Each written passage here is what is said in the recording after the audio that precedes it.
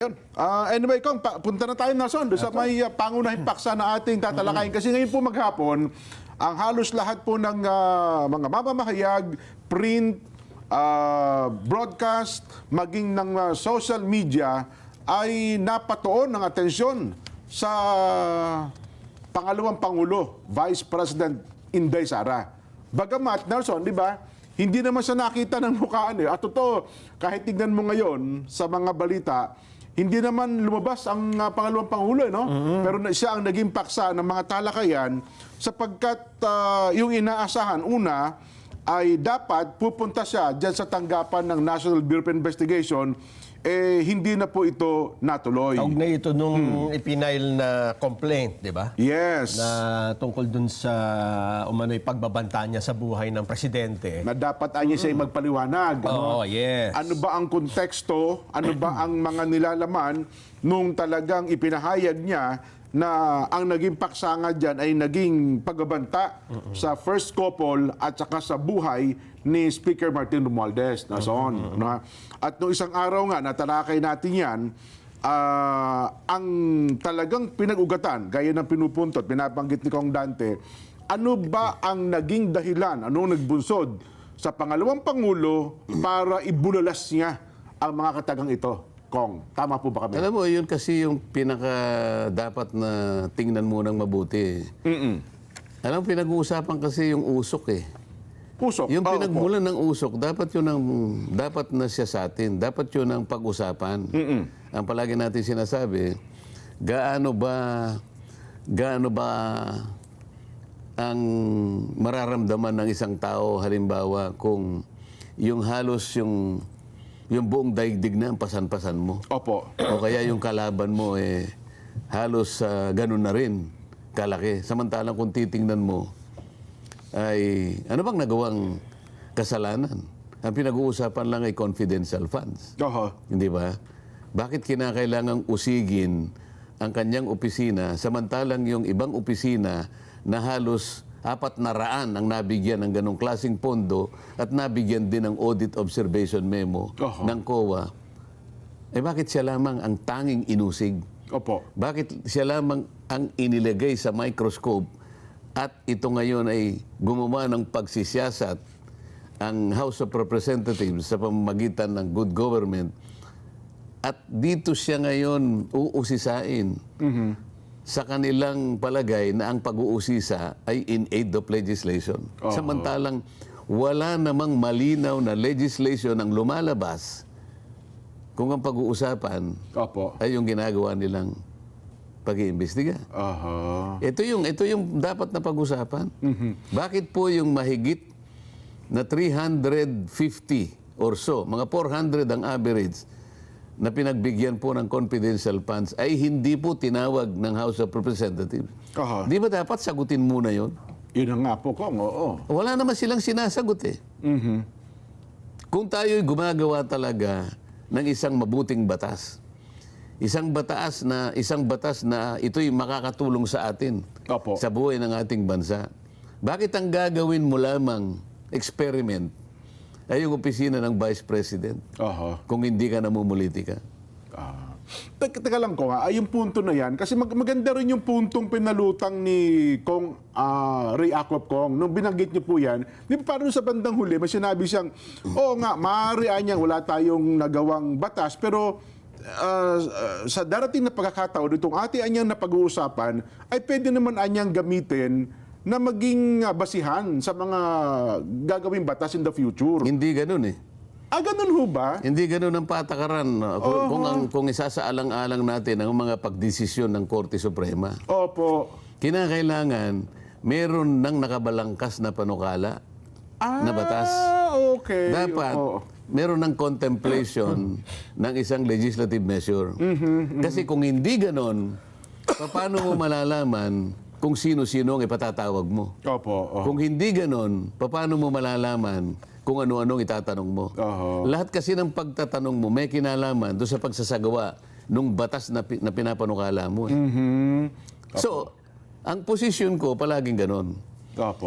Sa desisyon ng Korte Suprema, Jen Nelson, kung pagbinasa nating lahat yun, Kaya ka mayroong power of contempt eh. Saan ang galing yung power of contempt?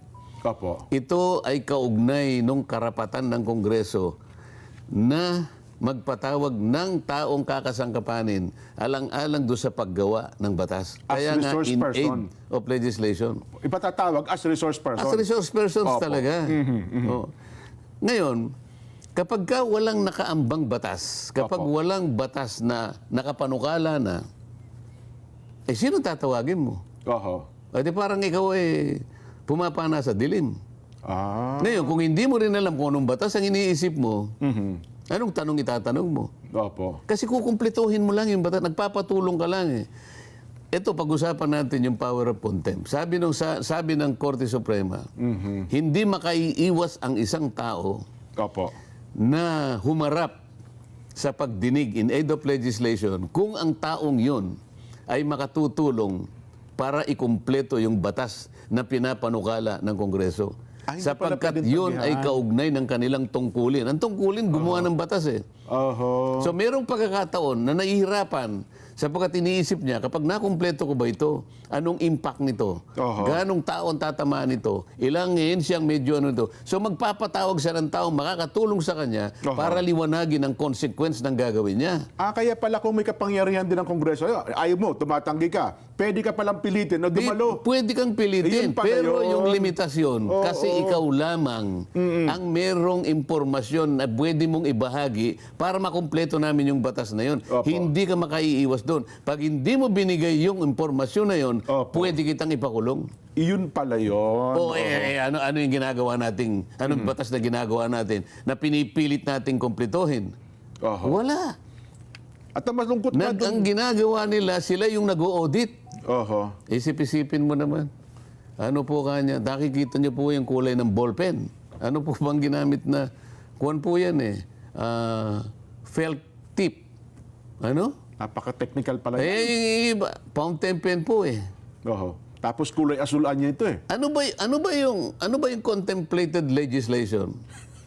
Tayo ba'y gagawa ng batas para ating pagtibayin kung anong klaseng ballpen ang ipipirma natin Oho. sa mga dokumentong pinipirmahan natin bilang opisyalis ng ating bansa? Sana malinaw yun, Jen. Opo. Mapipilit mo lang na may kukulong kita pag hindi mo binigay yung... Kasi siya lang ang makatutulong sa'yo. Oho. Kailangan yung legislation na yun. Oho. Yun ang limitasyon, Jen.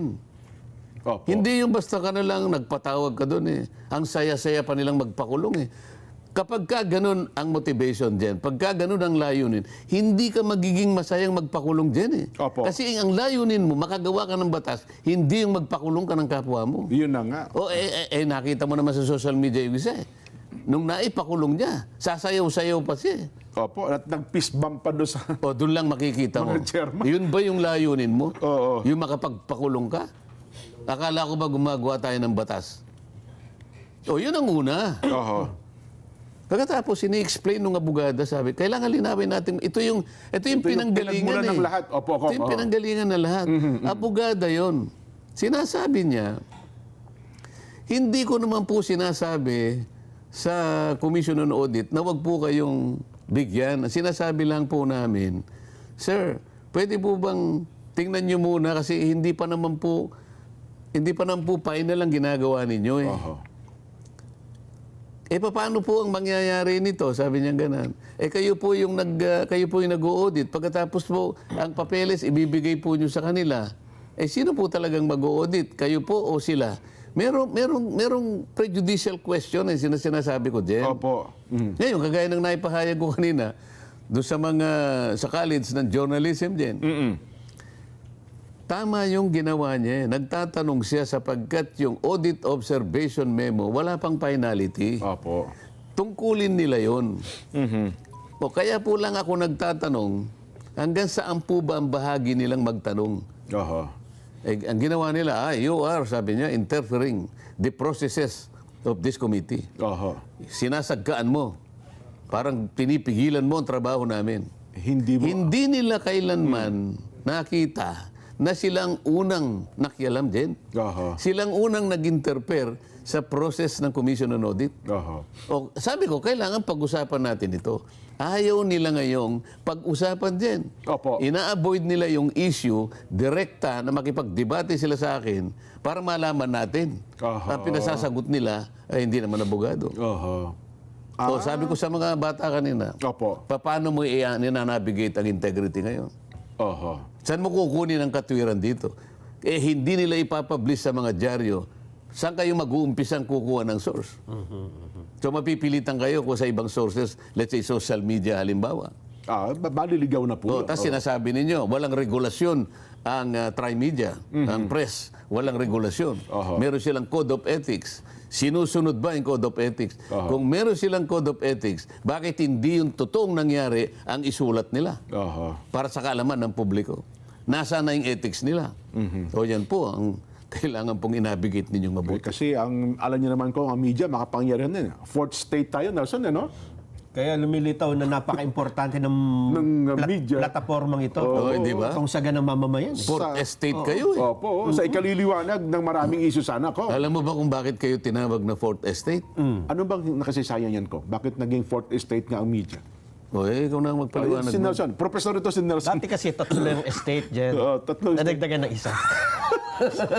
Simple pala ba? Medyo pala limin yung anak ko, Tiko. Hindi kasi yan, Kaya pala ayaw kang imbitahin doon. haligi ng lipunan yan. Apat eh. Oo. Ganito kasi yan. Hindi ba yung ang ating pamahalaan ay nababahagi sa tatlo? Opo. Oh, di ba? Executive, Opo, legislative, at saka judiciary. judiciary. Opo. Ayan. Dahil nga sa kahalagahan ng media sa governance, sila yung nakatingin eh. Sila yung kung bakit bumabalanse, di ba? Oo.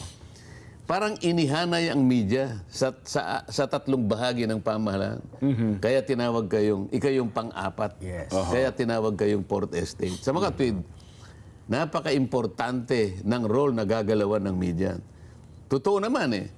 Para sa isang media na aktibo, sa isang media na tapat, sa isang media na naiintindihan niya ang kanyang katungkulan, para sa ganoon ay mabantayan ang governance ng ating bansa. Sapagkat talagang kayo ang nakakakita at kayong mag-uulat. At nakakapagbigay kayo ng balanse rin. Na-check ninyo kung minsan pati yung mga katiwalian sa pamahalaan, na-check sapagkat nahayag sa mata ng tao. Napaka-importante ng gawain na yon. Ngayon, kapag yung role na yon ay nakulapulan na ng iba, sa mga tweet, yung pag na-navigate mo ng integridad, magkakaroon na rin ng problema. Paano ngayon? Masasalaula ngayon yung narrative na tinutuntun ng publiko. Kapag ka ang publiko ay hindi na-informahan at siya ay nalinlang, Opo, na-navigate ng interest ng iba. ay ang sabi napaling sa interest ng iba eh. Dito mo ipaling kanya. Yun, nako. Dito kanya yung paglakad mo rito kanya, hindi ka kanya mahihirapan katulad ni Jensi Barjaga. Dito kanya ay, Nako. dito kanya kailanman ay hindi mo mararanasan ang pagtitiis ng isang Nelson Lubao. Ayun. O di ngayon, naganyak ngayon, nagingganyo ngayon. Saan po ba papunta yan? Huwag ka na kanyang magtanong basta ang importante ang paglakad mo. Tuntunin mo yan. Tuntunin mo ito. Yan, pero po yung aking konsensya, hindi na. Pabayaan mo muna yung konsensya mo. Inabigate mo ikang mabuti. Nako. Nandito ngayon ang pinakapunto dyan. Pagkatapos sasabihin nila, hindi, nagbanta ang pangalawang Pangulo eh. Yan. Bakit nga siya nagbanta? So dito ngayon ko, ipinakikita natin, kasi si BP Inday per se, mukhang matigas eh. Kumbaga, ito yung pinakaulo, kumbaga. Kaya ang pinipiga nila ng husto at talaga namang pinipersecute ng husto ay yung mga tao nakapalibot sa kanya para yung ulo, yun ang kanilang tinatarget talaga. Siyempre.